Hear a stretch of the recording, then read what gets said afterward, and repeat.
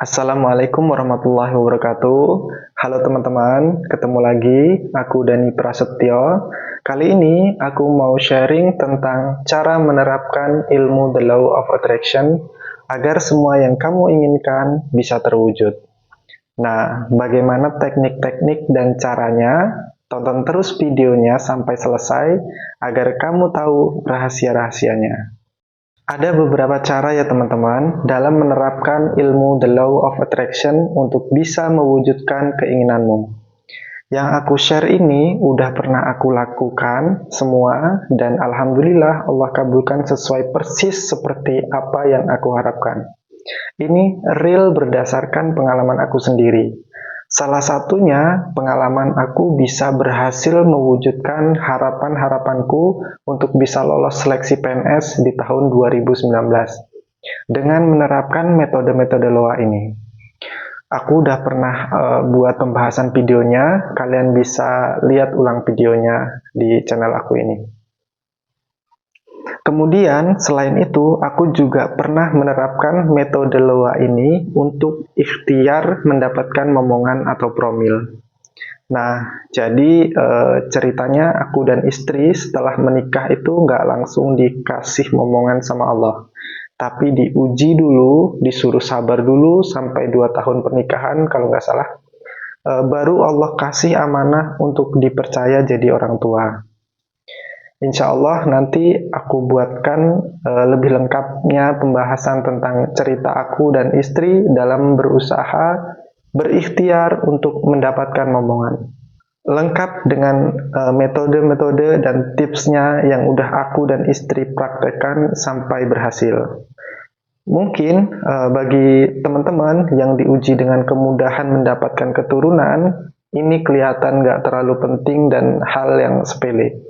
Tapi percaya teman-teman, untuk orang-orang yang diuji gimana susahnya dapat momongan sampai beberapa tahun pernikahan atau mungkin bagi para pejuang garis 2, ini adalah hal yang sangat berharga. Bahkan mungkin sebanyak apapun harta yang kita punya akan terasa hambar dan nggak berwarna kalau kita belum berhasil mewujudkannya. Aku tahu betul rasanya bagaimana karena memang aku pernah mengalaminya sendiri, teman-teman.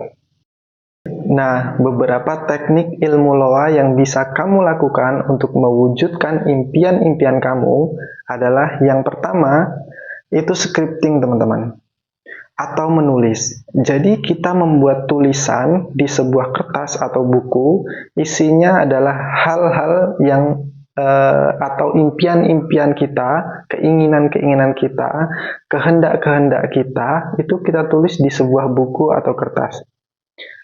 Nah, kata-kata atau kalimat dalam scripting yang kamu buat harus bersifat positif dan pasti, menggambarkan kejadian atau keadaan di masa depan di mana seolah-olah impian-impian kita itu benar-benar terjadi.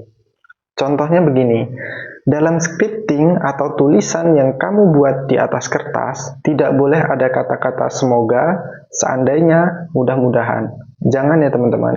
Tapi ganti dengan kalimat pasti. Misal dulu aku pernah buat scripting tuh kayak gini, lulus CPNS 2019. Sesimpel itu teman-teman. Tulisan ini aku buat pas di tahun 2018. Jadi seolah-olah tuh kayak kita udah bener-bener ada di posisi itu. Bayangkan juga pada saat menulis, hal itu kayak seolah-olah udah bener-bener terjadi. Jadi bikin kita tuh ngerasa senang, ngerasa bersyukur, dan ngerasa tambah semangat. Kemudian, yang kedua adalah afirmasi. Afirmasi adalah bagaimana kita memberikan sugesti yang positif dengan kata-kata atau ucapan ke alam bawah sadar dengan cara mengulang-ulang kalimat itu. Contoh ucapan positif yang ditujukan untuk meyakinkan bahwa apa yang memang kita inginkan itu benar-benar bisa terjadi adalah kalimat yang kita tulis dalam scripting di kertas tadi, teman-teman. Kalau aku biasanya menulis scripting itu di atas selembar kertas dengan kata-kata atau kalimat yang singkat, padat, dan jelas. Bahkan kadang-kadang nggak lebih dari 10 kalimat. di mana kata-kata itu mudah untuk diucapkan dan diulang-ulang. Kemudian kertasnya aku tempelkan di tempat yang strategis dan sering dilewati, yang setiap hari aku bisa lihat dan baca. Misal kayak di depan kaca, di samping tempat tidur, di dinding, dan lain-lain. Buat tulisan sejelas-jelasnya dan mudah dibaca. Kalau aku lebih senang menempel scripting di depan kaca cermin teman-teman, sama di dekat tempat sholat. Karena aku bisa lebih mudah memvisualisasikan.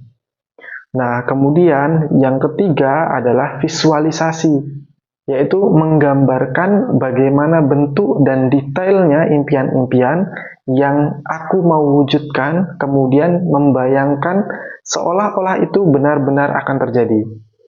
Bukan menghayal ya teman-teman. Bedanya visualisasi dengan menghayal. Kalau menghayal itu lebih ke eksplorasi, kreativitas, dan fantasi tanpa batas realitas. Contoh misalnya begini. Karena kamu seneng banget nonton film atau cerita fiktif kayak Spider-Man atau Superman gitu, tiba-tiba kamu bayangin pengen banget bisa jadi Spider-Man atau Superman, biar bisa jadi superhero yang punya kekuatan super, bisa terbang kemana-mana dan nyelamatin banyak orang gitu. Nah, inilah hayalannya teman-teman. Karena nggak realistis. Sementara kalau visualisasi itu terfokus pada pencapaian tujuan yang nyata melalui imajinasi yang terarah. Jadi, tujuanmu itu jelas. Kamu membayangkan hal-hal yang menjadi tujuanmu, impianmu, secara nyata untuk mencapai tujuan yang spesifik. Yang keempat adalah teknik melepaskan atau let it go dalam ilmu loa. Memasrahkan dan mengikhlaskan semua impian-impian kita kepada Allah. Ini sangat penting ya teman-teman, bahkan menjadi salah satu kunci berhasilnya sebuah doa atau sebuah manifest kita atau permohonan kita kepada Allah. Kalau kita sudah bisa menggambarkan secara visual di benak kita apa yang kita mau, bentuknya, rupanya, secara jelas dan detail, maka kita harus bisa melepaskan semua itu, melupakannya dan beraktivitas seperti biasa. Artinya, kita udah yakin dan percaya kalau di masa depan itu akan terjadi sesuai seperti apa yang kita gambarkan. Nah, beberapa teknik tadi bisa dilakukan pada saat otak kita sedang dalam keadaan rileks dan tenang. Pada saat keadaan rileks dan tenang, kita lebih mudah untuk menerima asumsi-asumsi positif, afirmasi-afirmasi positif, juga visual-visual yang udah kita gambarkan di dalam otak kita. Kalau bicara keadaan tenang, berarti nggak terikat tempat dan waktu ya teman-teman. Bergantung bagaimana kondisi teman-teman.